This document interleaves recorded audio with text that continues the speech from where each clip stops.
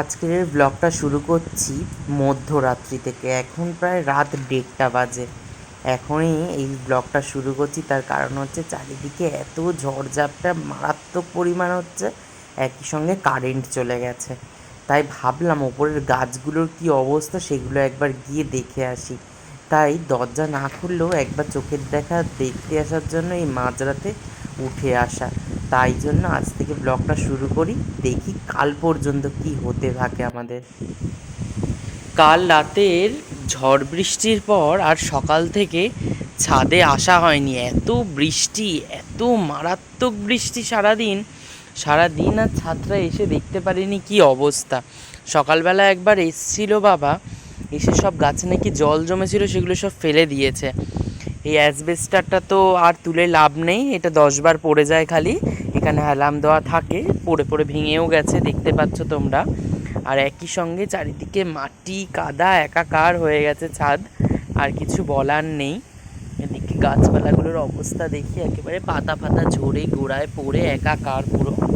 আমার লঙ্কা গাছ হেলে পড়ে গেছে, আর লঙ্কা গাছের গতি কত দূর কী হবে বলতে পারছি না, অবস্থা প্রায় শেষ। আর এদিকেও দেখছো একই রকম গাছ রয়েছে, লঙ্কা গাছ এখানেও ভেঙে পড়ে গেছে। আর কিচ্ছু বলার নেই, এই যে সোজা করে দিলেও আবার পড়ে যাচ্ছে। আর কিছু গেল গেল গেল রব, এই যে এইগুলোতে এই যে গাছে সব জল জমে যাচ্ছে, এগুলো সবাই একেবারে গাছকে নিয়ে চিন্তিত, যাদের বাড়িতেই গাছ থাকে। এখন কপাল খারাপ হলে যা হয়, এই জবা গাছটা তো প্রত্যেক দিন কাল থেকে 3 বার 4 বার ঝড়ে পড়ে গেছে, তারপরেও রাখার চেষ্টা। লঙ্কা গাছ হেলে গেছে, আমার লঙ্কা গাছই যা দেখছি বেশি ক্ষতিগ্রস্ত। জল টলগুলো তো বাবা একবার সকালে সব ফেলে দিয়ে গিয়েছিল, এখন তো আবার আমি একবার এলাম। এখন বৃষ্টিটা একটু থেমেছে, বলি না একটু দেখে আসি অবস্থা কিরম, কিন্তু অবস্থা খুবই খারাপ। বেগুন গাছ, লঙ্কা গাছ সবটাই প্রায় অবস্থা গেছে। আর কি করা যাবে, এই প্রকৃতির এই এক নিদারুণ জায়গা প্রত্যেক বছরই কিছু না কিছু রূপ দেখিয়ে যায়। তো আমার শখের কয়েকটা গাছ, এই ঝুলন্ত গাছগুলো কালকেই আমরা বসিয়েছি। যাই হোক, এগুলো উড়ে চলে যায়নি, এটা আমার কপাল ভালো, সেই জায়গা থেকে রয়েছে মোটামুটি। কিন্তু বেশ কিছু গাছ ভেঙে গেছে, এইগুলো সব ভেঙে পড়ে গেছে। এই আর কি করা যাবে, এগুলো আর কিছু করার নেই।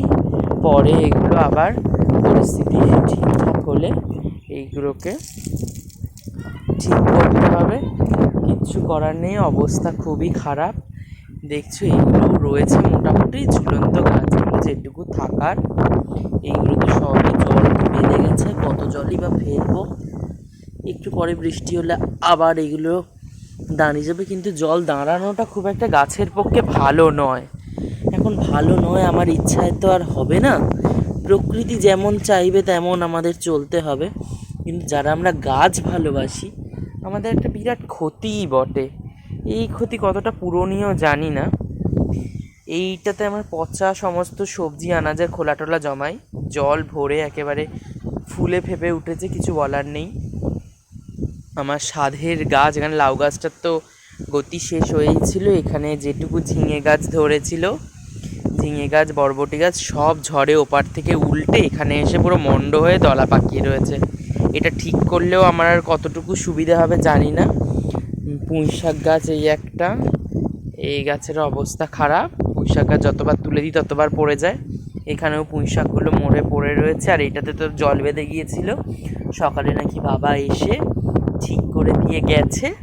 এখন আর কিছু করার নেই, আপাতত এই ঠিকঠাক। বারবার তো কতটা মাটিও নষ্ট হয়েছে সে তোমরা দেখতেই পাচ্ছ।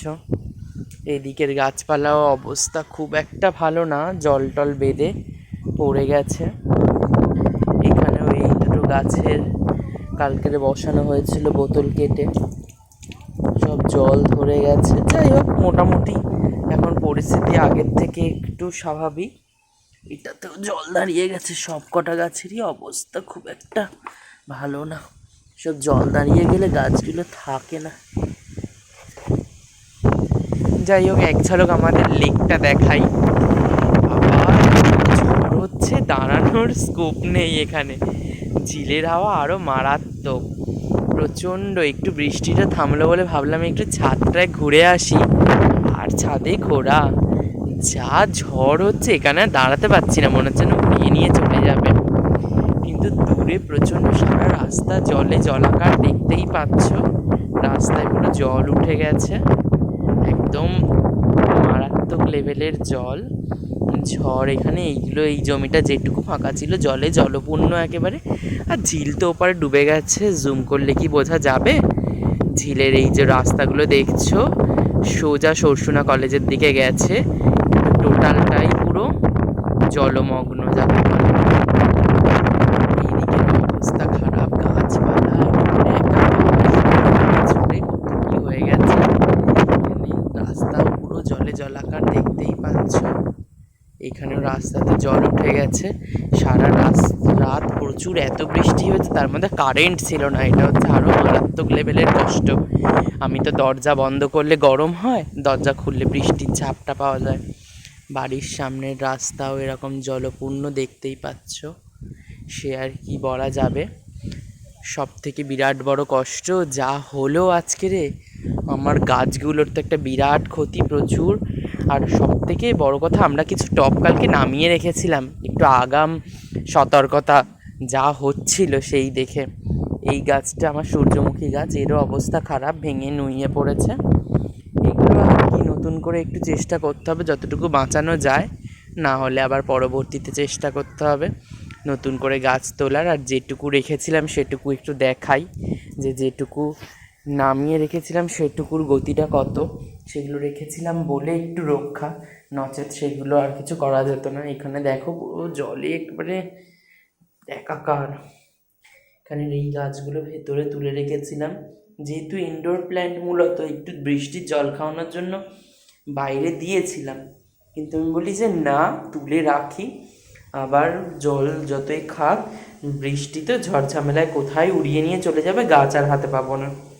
যাই হোক, এই অবধি আমাদের ভিডিওটা তাহলে অফ করি। তোমাদের প্রত্যেকের বাড়িতে যারা গাছকে ভালোবাসো, যত্ন করো, তোমাদের বাড়ির পরিস্থিতি কেমন অবশ্যই কমেন্ট সেকশানে জানাতে ভুলো না। আর নিত্য নতুন যদি আপডেট এরকম কিছু থাকে অবশ্যই দেব। ভালো লাগলে তোমরাও লাইক কমেন্ট শেয়ার করে পাশে থেকো, আর তোমাদের বাড়ির আপডেটগুলোও কিন্তু অবশ্যই জানিও। তাহলে আজকের মতো এখানেই ভিডিওটা শেষ করি, দেখা হবে আবারও অন্য কোনো দিন অন্য কোনো ভিডিওর সঙ্গে। প্রত্যেককে টাটা, বাই বাই।